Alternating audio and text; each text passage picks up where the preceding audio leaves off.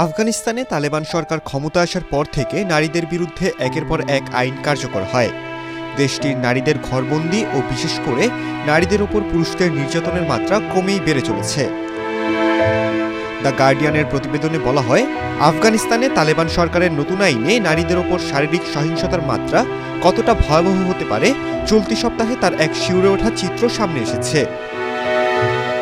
স্বামীর হাতে বৈদ্যুতিক কেবল দিয়ে মারধরের শিকার হয়ে উত্তর আফগানিস্তানের এক নারী আদালতের শরণাপন্ন হন। এতে বিচারক উল্টো তাকে উপহাস করে বলেছেন, তুমি শুধু এই কারণেই বিচ্ছেদ চাও? সামান্য রাগ আর কয়েকটা মার খেলে তো আর মরে যাবে না। ভুক্তভোগী সেই নারী জানান, তার স্বামী বদমেজাজি এবং সামান্য কারণেই তাকে মারধর করেন।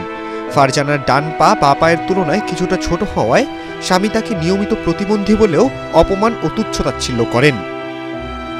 সন্তানদের ভবিষ্যতের কথা চিন্তা করে তিনি দীর্ঘদিন এই নির্যাতন সহ্য করে আসলেও সম্প্রতি সহিংসতার মাত্রা সীমা ছাড়িয়ে যায়। সবকিছুর পর তিনি সিদ্ধান্ত নেন আদালতে বিচ্ছেদের আবেদন করবেন, কিন্তু তার মামলা তালেবানের আদালত পর্যন্ত পৌঁছালে আদালত তার আবেদন শুধু বাতিলই করেননি, উল্টো তাকে নিয়ে উপহাস করে।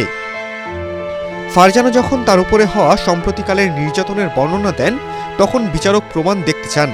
প্রমাণ দেখাতে না পারায় বিচারক তাকে বলেন, তুমি যখন তরুণী ছিলে তখন স্বামীর সঙ্গে দিনগুলো উপভোগ করেছ, এখন সে বৃদ্ধ হচ্ছে দেখে তুমি বিচ্ছেদের অজুহাত খুঁজছো যাতে অন্য কাউকে বিয়ে করতে পারো। ফিরে যাও, তোমার স্বামী অনেক ভালো, তার সঙ্গেই থাকো। ইসলামের স্বামীকে অনুমতি দেওয়া হয়েছে যেন অবাধ্য স্ত্রীকে শাসনের জন্য মারধর করা হয়। যাও, আর কখনো এসব তুচ্ছ বিষয় নিয়ে বিচ্ছেদ চাইতে আসবে না। বিভিন্ন মানবাধিকার কর্মী, জাতিসংঘের বিশেষজ্ঞ এবং আইনজীবীরা দীর্ঘদিন ধরে দাবি করে আসছেন যে আফগান নারীদের ওপর চাপিয়ে দেওয়া শিক্ষা ও কর্মসংস্থানের নিষেধাজ্ঞা আসলে লিঙ্গ বৈষম্য। গত বছর তালেবানের নতুন দণ্ডবিধিতে নারীদের ওপর সহিংসতাকে আরও উস্কে দেওয়া হয়েছে। দেশটির নতুন এই বিধি অনুযায়ী পুরুষরা তাদের স্ত্রীদের মারধর করতে পারবেন যতক্ষণ না পর্যন্ত হাড় ভাঙা বা গভীর জখম হয়। খালিদুল ইসলাম তানভীর, এটিএন বাংলা।